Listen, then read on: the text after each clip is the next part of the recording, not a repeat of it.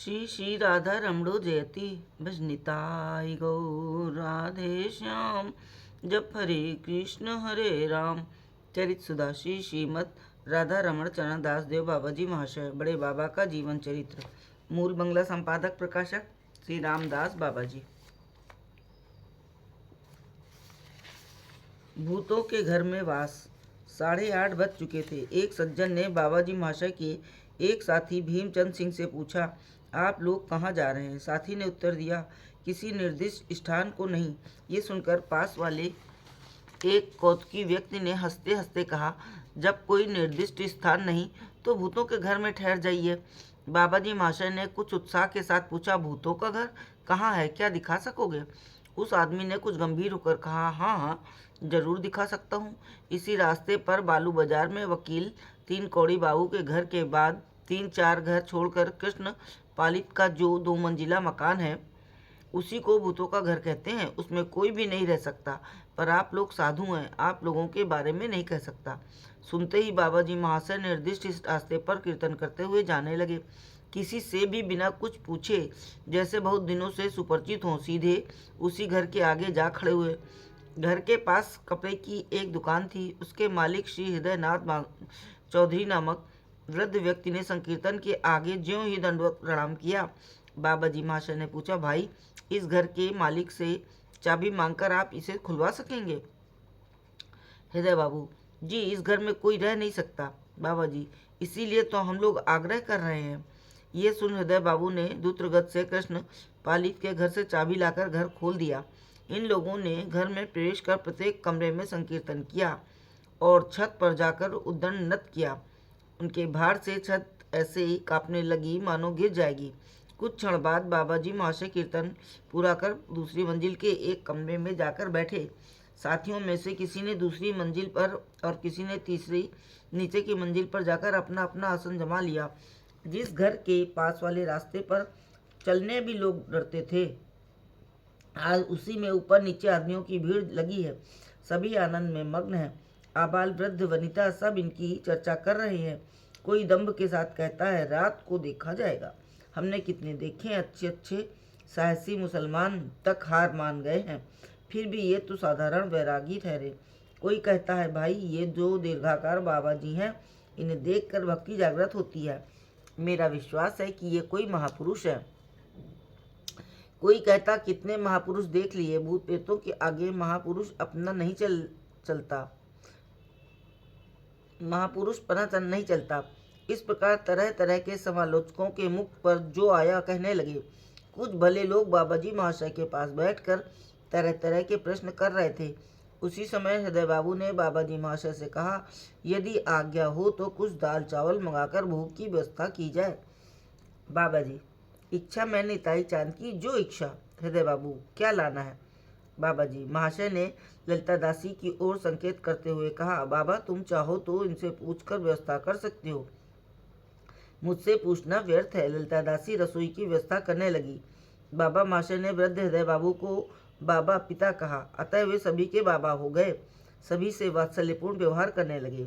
उन्होंने नीचे उतरकर अपनी कन्या के समान ललिता दासी से परामर्श किया और बाजार से दाल चावल तरकारी लादी भोग की वस्तुएं लाने की व्यवस्था की। रसोई आरंभ हुई। हृदय बाबू सभी की आवश्यकता पूरी करने लगे। कुछ क्षण पीछे कृष्ण बाबू ने आकर बाबा जी महाशय से कहा, यदि आप आज्ञा दें तो मैं किसी दूसरे स्थान की व्यवस्था कर दूं, क्योंकि मेरे इस घर में अब देवता के अत्याचार के कारण कोई नहीं रह सकता। आप विदेशी हैं, उस घर पर भी वैष्णव, आप लोगों पर किसी प्रकार का अत्याचार हुआ तो मुझे भी अपराध लगेगा। बाबा जी, भय किस बात का है, हम लोग भी अब देवता विशेष हैं। देखें निताई चांद क्या करते हैं, वो अकेला भूत है, हम इतने भूत हैं। हमारा सभी का शरीर पंचभूत का गढ़ा है, उससे इतना डरने की कैसे काम चलेगा? 2-1 दिन बाद आवश्यकता हुई तो व्यवस्था हो जाएगी। भाई तुम मन में किसी प्रकार का दुख मत मानना। कृष्ण, मैं तो खैर समझ गया, पर मेरी माँ किसी प्रकार नहीं समझेगी। उन्होंने मुझसे बहुत कुछ कहा है। बाबा जी, वो तुम्हारी माँ है, मेरी भी माँ है। संतान की बात माँ से कहना, वे अवश्य मान जाएंगी। वे पतिव्रता सती हैं, आशीर्वाद दें तो भय की कोई बात नहीं है।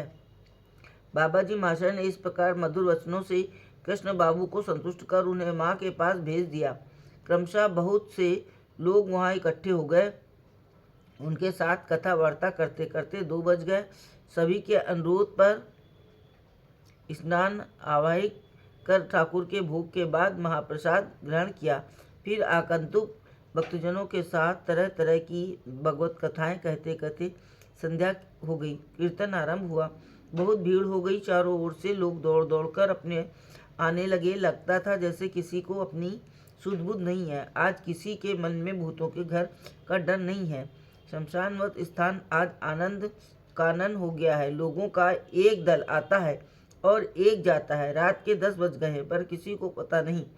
सभी आत्मविस्मृत हैं। न जाने सब किस प्रकार नए भाव में विभोर हैं। सभी तरह के लोग उपस्थित हैं।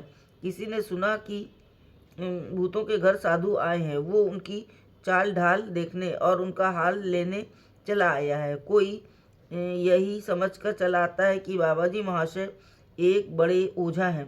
देखे मंत्र द्वारा वे किस तरह घर का शोधन करते हैं। कुछ लोग ऐसे भी हैं जो ये देखने आए हैं कि भूत उन पर कैसा अत्याचार करता है। पर कोई कैसी भी भावना लेकर यहाँ आया। यहाँ आकर उसने जो देखा उसे सब कुछ विपरीत लगा।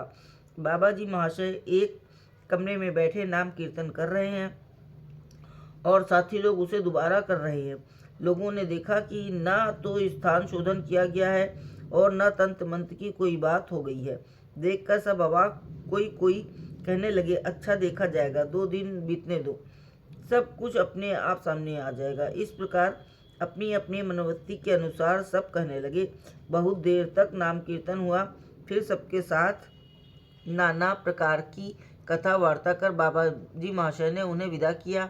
इतनी रात गए भोजन करने को किसी को इच्छा न थी। फिर भी हृदय बाबू ने कुछ मिठाई मंगाकर ठाकुर को भोग लगाया। सभी ने थोड़ा थोड़ा प्रसाद ग्रहण किया। जो बचा हृदय बाबू ने घर भिजवा दिया। तत्पश्चात अपनी अपनी रुचि के अनुसार कोई ऊपर कोई नीचे विश्राम करने चले गए। जिस कमरे में कीर्तन हुआ था उसमें बाबा जी महाशय सो गए। सेवा के लिए 2-4 व्यक्ति उनके पास रहे।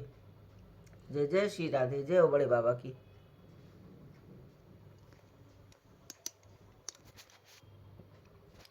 बड़े बाबा की जय हो।